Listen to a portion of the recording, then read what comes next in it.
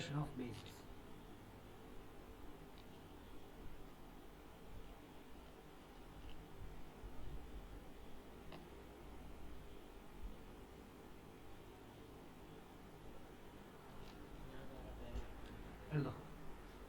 Preparation of bases.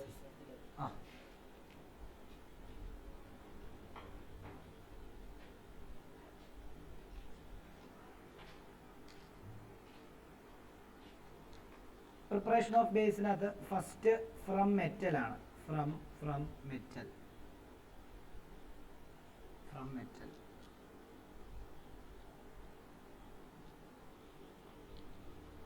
നമുക്കറിയാം metal ഓക്സൈഡുകളെല്ലാം എന്താ base അല്ലേ. അപ്പോൾ മെറ്റലിനെ ഓക്സിജനായിട്ട് ട്രീറ്റ് ചെയ്താൽ മെറ്റൽ ഓക്സൈഡ് ഉണ്ടാവും. അപ്പോൾ അതൊരു ബേസാണ്. അപ്പോൾ അതൊരു പ്രിപ്പറേഷൻ ആയില്ലേ. അപ്പോൾ നമുക്കിങ്ങനെ എഴുതിയാൽ മതി, ഒരു മെറ്റൽ നമ്മളിപ്പോൾ ഒരു ഉദാഹരണം എടുക്കുകയാണ്, സോഡിയം പ്ലസ് ഓക്സിജനുമായിട്ട് ട്രീറ്റ് ചെയ്യുന്നു. അപ്പോൾ എന്തുണ്ടാകുന്നു? Na2O ഉണ്ടാകുന്നു. ഇത് ഒരു ബേസാണ്. മഗ്നീഷ്യം ഓക്സിജനുമായിട്ട് റിയാക്ട് ചെയ്യുന്നു. അപ്പോൾ എന്തുണ്ടാകുന്നു? MgO ഉണ്ടാകുന്നു. അത് എന്താണ്? ബേസാണ്. ഇതെങ്ങനെ NaO2 എന്ന് എഴുതരുത്. കാരണം എന്താ? കാരണം ഇതിന്റെ വാലൻസി എന്ന് പറയുമ്പോൾ എന്താ? Na പ്ലസും O2 മൈനസും കൂടെ ചേരുന്നത്. അപ്പോൾ ക്രോസ് ചെയ്യുമ്പോൾ എന്താ വരുന്നത്? Na2 ആ വരുന്നത്. ഇവിടെ ഇത് വരുന്നത് പറയാം Mg2 പ്ലസും O2 മൈനസും കൂടെ കമ്പയർ ചെയ്യുന്നത്. അപ്പോൾ ഇത് കട്ട് ചെയ്യുമ്പോൾ രണ്ടും 2 ആയതുകൊണ്ട് Mg ഒന്ന് മനസ്സിലായി, ഓർക്കണം, എഴുതി.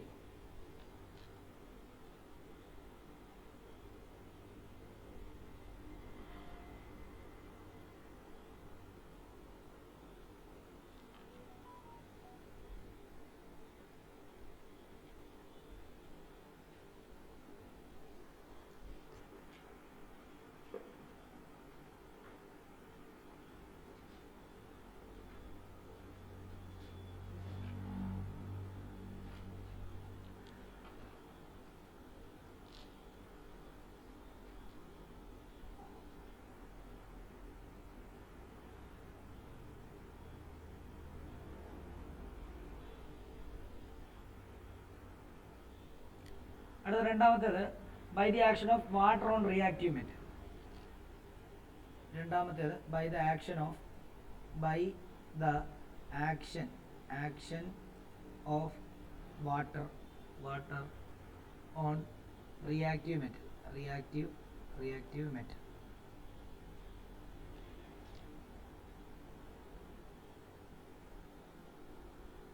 അങ്ങനെയാണ് നമുക്ക് സിമ്പിളായിട്ട് എന്ത് ചെയ്യാം? നമുക്ക് സിമ്പിളായിട്ട് by the action of water on reactive metal, നമ്മളൊരു റിയാക്റ്റീവ് മെറ്റൽ എടുക്കുന്നു, അതിനകത്തോട്ട് കുറച്ച് വാട്ടർ ഒഴിക്കുന്നു. അപ്പോൾ എന്തായിരിക്കും ഉണ്ടാകുന്നത്? ഇവിടെ ഏത് അയോണാണ് ഉണ്ടാകുന്നത്? ഇവിടെ Na പ്ലസ് ആ. ഇവിടെ ഏത് അയോൺ ഉണ്ടാവും?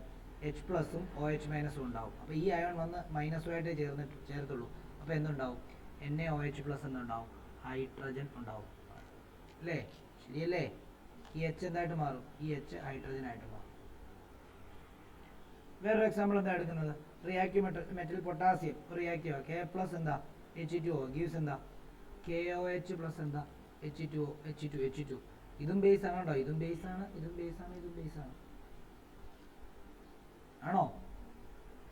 മൂന്നാമത്തേത് by action of water on soluble metallic oxide. By the action of water on soluble metallic oxides.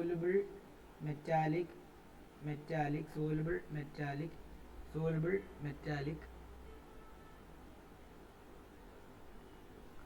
oxides.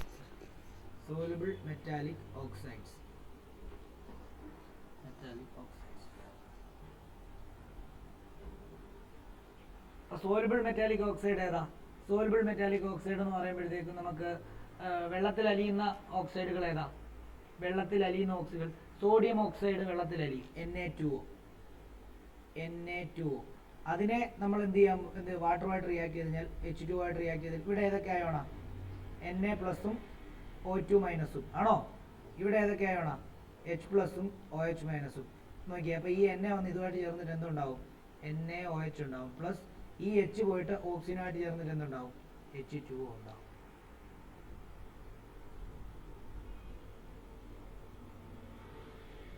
പക്ഷെ ഇവിടെ നമുക്ക് എന്താ വീണ്ടും H2O എന്ന് എടുത്ത് എഴുതേണ്ട ആവശ്യമുണ്ടോ?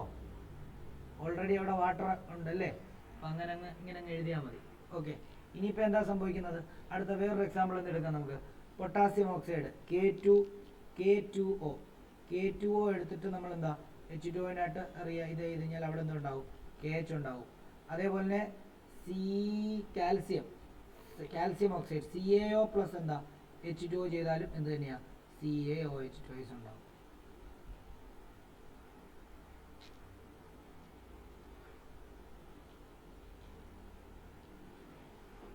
അടുത്തത് നാലാമത്തേത് ബൈ ഡബിൾ ഡീകമ്പോസിഷൻ.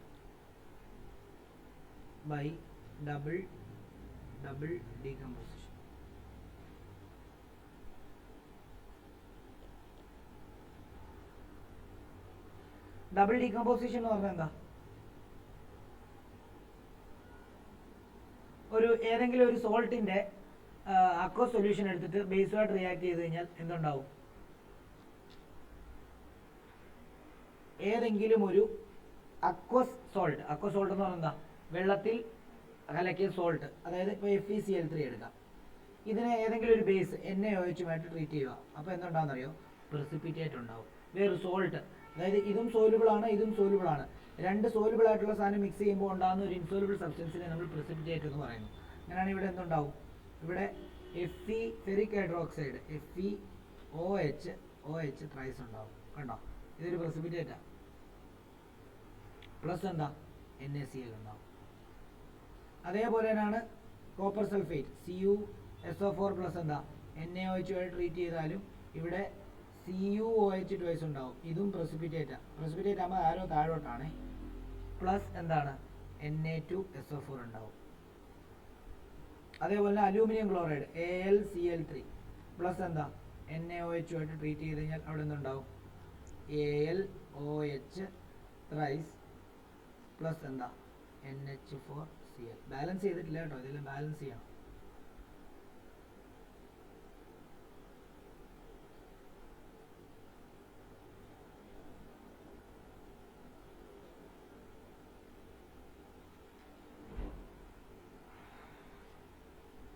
അഞ്ചാമത്തെ റിയാക്ഷന് by the action of oxygen on metal sulphide.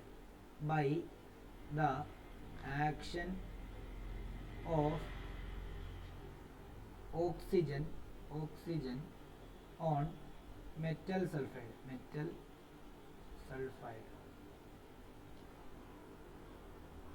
അത് നമുക്ക് ZnS എടുക്കാം, സിങ്ക് സൾഫൈഡ്. ZnS എടുക്കും, സിങ്ക് സൾഫൈഡ്. അതിനെ ഓക്സിജനുമായിട്ട് റിയാക്ട് ചെയ്തപ്പോൾ എന്തുണ്ടായി? എന്തുണ്ടാവും? ZnO ഉണ്ടാവും. മെറ്റാലിക് ഓക്സൈഡാണ്, ബേസ് ആണ്. പ്ലസ് എന്താ? സൾഫർ ഡയോക്സൈഡും ഉണ്ടാവും. അതേപോലെ തന്നെ lead sulphide PbS plus O2 ആയിട്ട് റിയാക്ട് ചെയ്യുമ്പോൾ എന്താ? PbO ഉണ്ടാവും.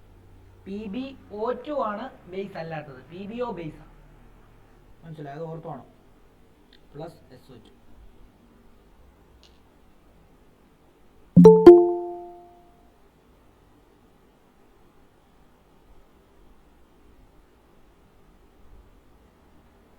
ഇനി അടുത്തത് by the decomposition of salt.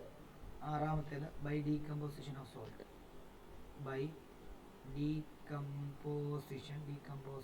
Decomposition of salt. നമ്മൾ ഒരു സോൾട്ട് എടുത്ത് കാൽസ്യം കാർബണേറ്റ്, ഇതിനെ ഡീകമ്പോസ് ചെയ്യുക, അതായത് ഇതിനെ ഹീറ്റ് ചെയ്യുന്നതിന് പകരമായിട്ട് നമ്മൾ കൊടുക്കുന്നത് ഒരു ട്രയാങ്കിൾ എഴുതുന്നതിന് പകരം. ഹീറ്റ് ചെയ്താൽ എന്തുണ്ടാവുന്നറിയോ? ഇത് CaOയും CO2 ആയിട്ട് മാറി. കണ്ടോ? CaO ഇതൊരു ബേസാണ്, ബേസിൻ്റെ പ്രിപ്പറേഷനായി. അതേപോലെ CuCO3നെ ഹീറ്റ് ചെയ്യുവാണെങ്കിലും CuOയും CO2 ഉണ്ടാകുന്നത്. ഇത് രണ്ടും ഇവല്യൂഷൻ ഓഫ് ഗ്യാസ് ആണ്, ഇത് ബേസ് ആണ്. കേട്ടോ?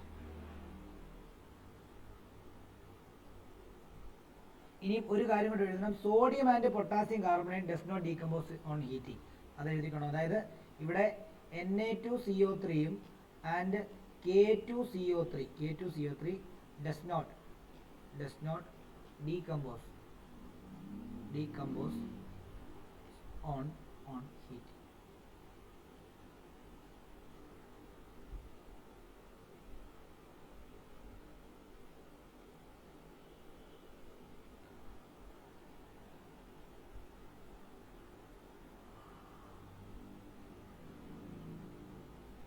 അടുത്തത് ഇപ്പോൾ ഇത് ശരിക്കും ഡീകമ്പോസിഷൻ ആദ്യത്തെ സോൾട്ടിൻ്റെ ഒരു ഫസ്റ്റ് സംഭവമാണ് ഇത് കേട്ടോ.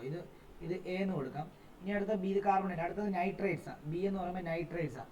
നൈട്രേറ്റ്സ് എന്ന് പറയുമ്പോൾ ഇപ്പോൾ ഒരു ഉദാഹരണമാണെങ്കിൽ കാൽസ്യം നൈട്രേറ്റ് CaNO3 ട്വൈസ്. ഇതിനെ ഡീകമ്പോസ് ചെയ്യുവാണെങ്കിൽ എന്തുണ്ടാവുന്നറിയോ? CaO plus NO2 plus O2 ഉണ്ടാവും. കണ്ടോ, ഇത് ബേസാണ്. അതൊരു സിങ്ക് നൈട്രേറ്റിനെ എടുക്കുകയാണ്. ZnNO3 ട്വൈസ് എടുക്കാൻ പോവുകയാണ്.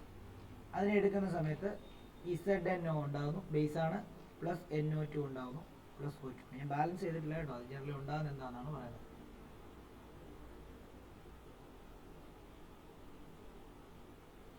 ഇവിടെയും എന്താണ്? സോഡിയം നൈട്രേറ്റ്, അതായത് NaNO3 and potassium nitrate KNO3 does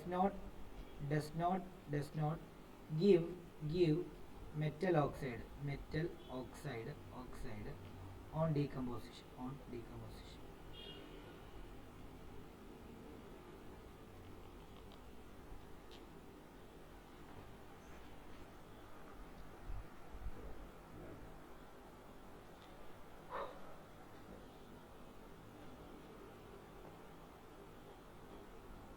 ഇനി അമോണിയം ഹൈഡ്രോക്സൈഡിനകത്തുനിന്ന് നമുക്ക് ബേസിനെ പ്രിപ്പയർ ചെയ്യാം. എന്ത് ചെയ്താൽ മതി? അമോണിയക്കകത്തുനിന്ന് ബേസിനെ പ്രിപ്പയർ ചെയ്യാം. എന്ത് ചെയ്താൽ മതി എന്നറിയോ? അമോണിയക്കകത്ത് കുറച്ച് വെള്ളം അങ്ങോട്ട് കലക്കിയാൽ മതി. അതായത് രണ്ട് ഇങ്ങനെ എഴുതുക. അതായത് ഫ്രം അമോണിയം ഹൈഡ്രോക്സൈഡ് സോറി ഒരു ഡോട്ട് എഴുതുക. അമോണിയ ഡോട്ടല്ല, എത്ര? ഏഴാമത്തെയോ? 7. അപ്പോൾ 7 എന്നിട്ടിട്ടോ. 7 എന്നിട്ടിട്ട് അമോണിയ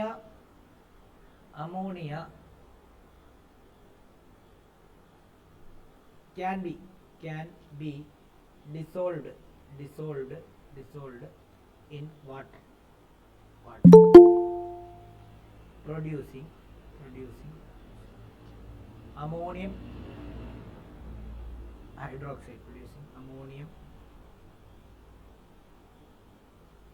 hydroxide.